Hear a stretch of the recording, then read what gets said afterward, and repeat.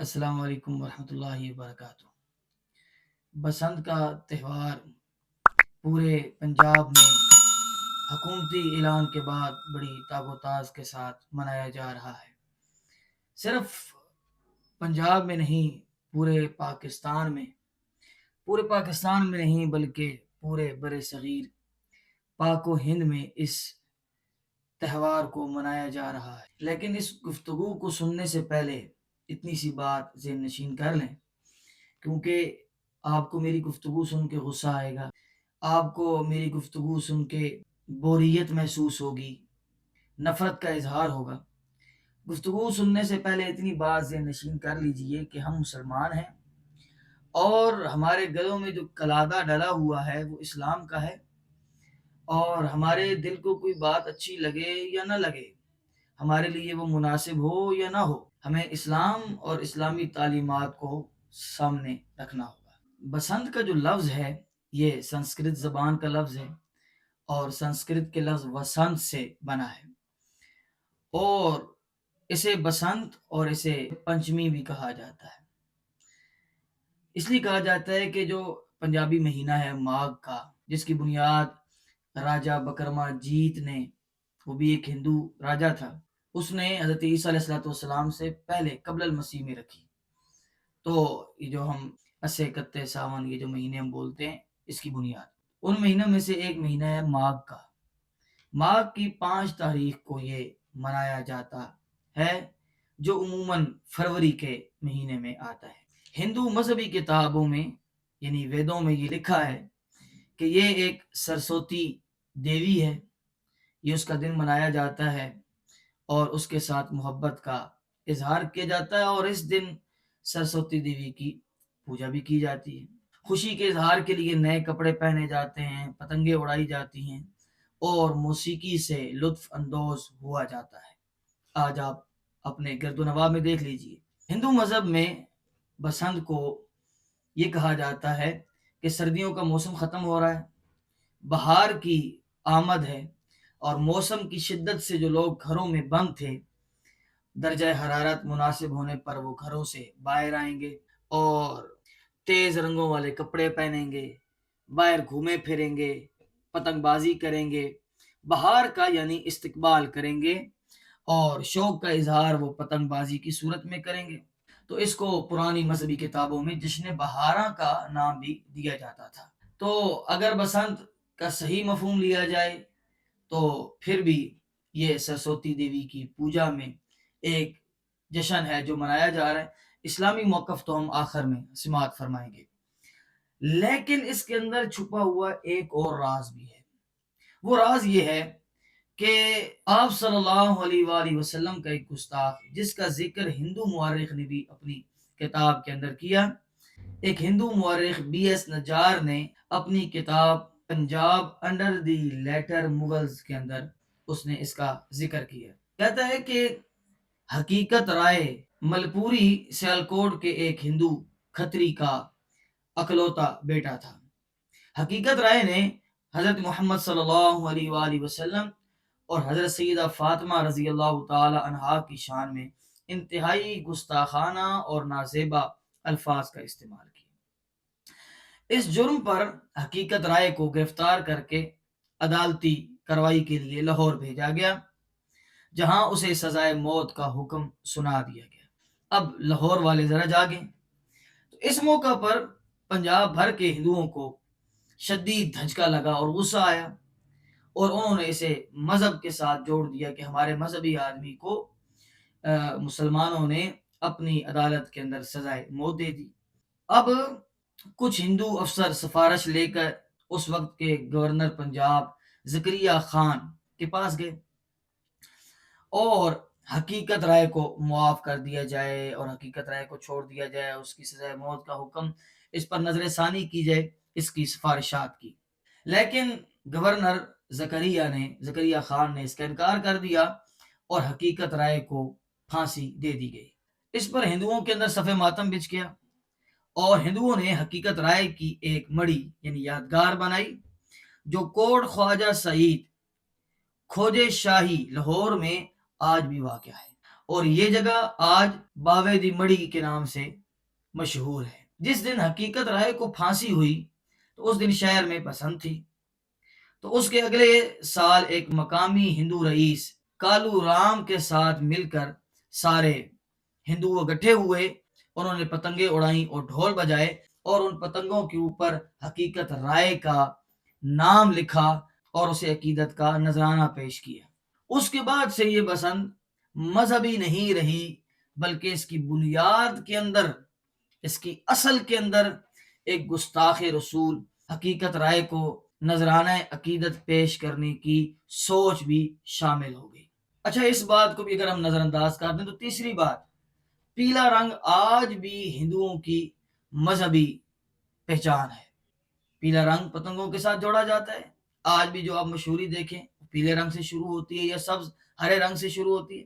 اچھا، اس بات کو بھی نظر انداز کر دیں تو ہم مسلمان ہیں، ہمارے دلوں میں اسلام کا قلادہ ہے، اور اسلام کے اندر تہوار کا بنیادی تصور کیا ہے؟ آپ صلی اللہ علیہ وسلم مدینہ آئے، مدینہ کے لوگ 2 تہوار مناتے تھے، ان تہواروں کے عادی تھے، تو رسول اللہ صلی اللہ علیہ وآلہ وسلم نے فرمایا قد ابدلکم اللہ بہما خیرا منہما، اللہ نے ان 2 تہواروں کے بدلے میں ان سے بہتر 2 تہوار تمہیں عطا کر دیے، 2 تہواروں کے دن سے بدل دیا ہے ان دنوں کو، یوم الفطری و یوم الاضحیٰ، ایک عید الفطر کا دن اور ایک عید الاضحیٰ کا دن، تو اسلام میں تہوار ہیں۔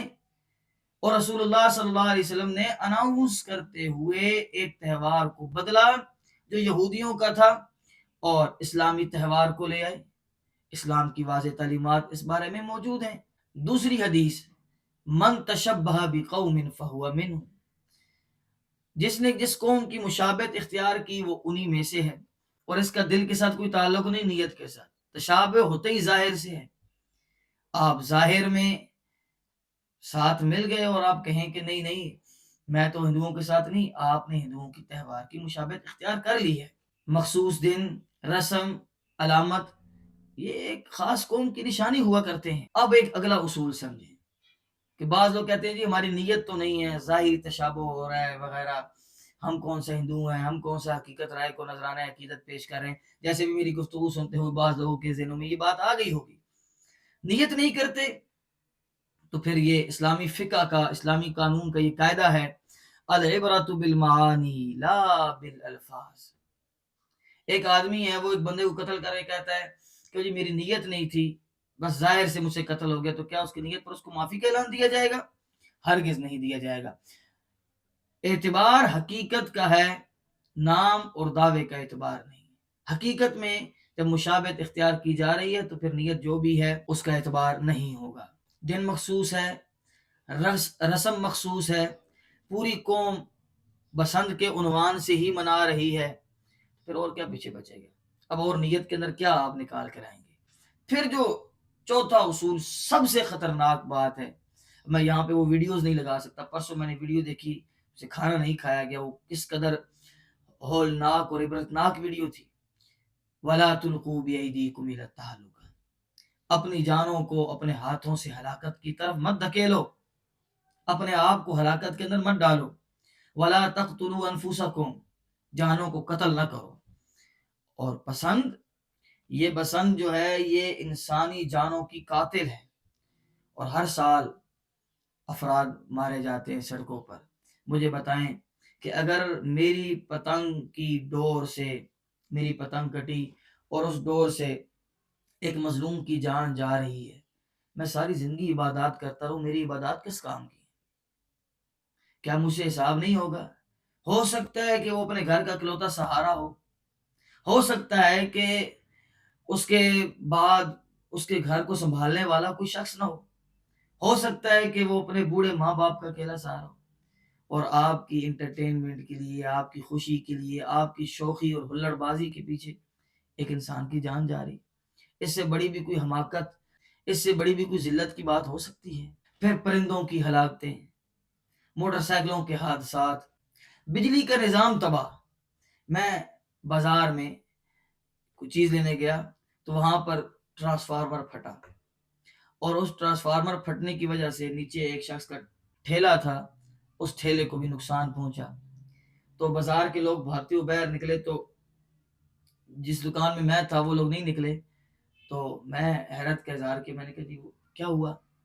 تو دوسرا کہتا ہے کہ یہ ان کے شوق ہیں۔ جو مالک تھا کہتا ہے یہ مالک صاحب کے شوق ہے۔ میں نے کہا جی مالک صاحب کے شوق کیسے؟ کہتے ہیں ان کو بھی اس عمر میں پتنگ بازی کا شوق ہے، اور ہر روز اس بازار کے اندر 2 سے 3 ٹرانسفارمر پھٹتے ہیں۔ یہ حالت ہے، لوگوں کو تکلیف دی جا رہی ہے، پھر چھتوں پر چڑھا جا رہا ہے۔ اور شہروں میں پتہ ہے آپ کو کیسے گھر ہوتے ہیں، 7 گھروں میں ہم اپنے چھت پر ہیں جی، ہمیں کیا لگے دوسروں سے؟ یہ اسلام ہے؟ یہ گفتگو اسلامی گفتگو ہے کہ جی وہ خود پردہ کر لیں، ہم چھتوں پہ چڑھیں گے اور ہم گانے لگائیں گے اور وہاں پہ کیا کچھ نہیں ہو رہا ہوتا؟ لہٰذا اس بسنت کے اندر اسلامی کون سی بات ہے؟ مجھے تو آج تک نہیں ملی، اگر آپ کو ملی ہے تو پلیز مجھے بتا دیجیے تاکہ مجھے سمجھ آ جائے کہ میں نے غلط موقف اختیار کیا ہوا ہے۔ نبی کریم صلی اللہ علیہ وسلم کا اصولی فرمان ہے لا ضرر ولا ضرار، مومن نہ تکلیف دیتا ہے اور نہ تکلیف دینے کا باعث بنتا ہے۔ پھر فضول خرچی اور لا ولا، ان المبذرین کانوا اخوان الشیاطین۔ اب آپ کل کی رپورٹ دیکھ لیجئے، 54 کروڑ روپے اس غریب ملک کے اندر 54 کروڑ روپے کے پتنگ اور ڈورے بک چکی ہیں۔ یہ احوال ہیں، اور ہمارے پاس کھانے کے پیسے بھی نہیں ہیں، ملک ڈیفالٹ کی طرف جا رہا ہے اور 54 کروڑ روپے کی سے پتنگ بازی ہو رہی ہے۔ اور حکومت کے لیے یہ آیت پڑھ لیجئے، سورہ لقمان کی ابتدائی آیت، وَمِنَ النَّاسِ مَن يَشْتَرِي لَهْوَ الْحَدِيثِ لِيُضِلَّ عَن سَبِيلِ اللَّهِ۔ لوگوں میں سے کچھ ایسے ہیں جو لہو و لعب کی چیزیں خرید کے لے آتے ہیں اور لوگوں کو بریف کر رہے ہوتے ہیں کہ اس طرح منانا ہے، اور موٹر سائیکلوں کے اوپر آپ 10 لاکھ ہم نے حفاظتی اقدامات کر دیے اور یہ کر دیے۔ انا للہ و انا الیہ راجعون۔ امام ابن تیمیہ کیا کہتے ہیں؟ الاعیاد من جملۃ الشرائع والمناہج۔ ہم مسلمان ہیں، تہوار شریعت اور مذہبی شناخت کا حصہ ہوا کرتے ہیں، لہٰذا غیر اسلامی تہوار میں شرکت دینی تشخص کو مٹاتی ہے۔ علامہ ابن قیم کیا کہتے ہیں؟ تہنیت الکفار باعیادہم حرام باتفاق العلماء۔ کسی بھی ایسی رسم میں شرکت کرنا جو اسلام کے علاوہ کسی اور مذہب کی نمائندہ ہو، اس کی مبارکباد دینا بھی یہ اسلامی تشخص کو مٹا دیتی ہے۔ شرکت اتفاق العلماء حرام ہے، منانا کیا ہوگا؟ صرف مبارکباد دینا ہی جائز نہیں۔ اسلام نے دوسری قوموں کے تہوار مٹائے، اسلام نے جاہلیت کے تہواروں کو ختم کیا، اسلام نے نئی تہذیب دی، نئی شناخت دی۔ اور اگر آپ کہیں کہ یہ روایت ہے تو ہر روایت قابل احترام نہیں ہوتی، ہر کلچر قابل قبول نہیں ہوتا، یہ اس کے اندر جانوں کا نقصان ہے، مال کا نقصان ہے، اور گستاخ رسول کی طرف اس کی نسبت ہے۔ لہٰذا خود بھی بچیے اور اپنی اولادوں کو بھی اس بیہودہ تہوار کی شرکت سے محفوظ رکھیے۔ اور آخری بات ان سو کالڈ مذہبی اسکالرز کے لیے جو یو ٹرن لیتے ہوئے شرماتے نہیں ہیں، اور جن کے اوپر اب تو حکومت نے احسان کر دیا ان کے مقدمے معاف کرا کے، وہ بھی یو ٹرن لے کے پہلے وہ کہتے ہیں کہ بسنت میں اور ویلنٹائن میں میرے نزدیک کوئی فرق نہیں ہے، اور اب وہ بھی آگے کہہ رہے ہیں کہ بسنت منائیں، میری انڈور ایکٹیویٹیز میں سے سب سے مجھے اچھی جو ہے وہ بسنت لگتی ہے، اور حکومتی اقدامات کے ذریعے بسنت کو منائیں۔ انا للہ و انا الیہ راجعون۔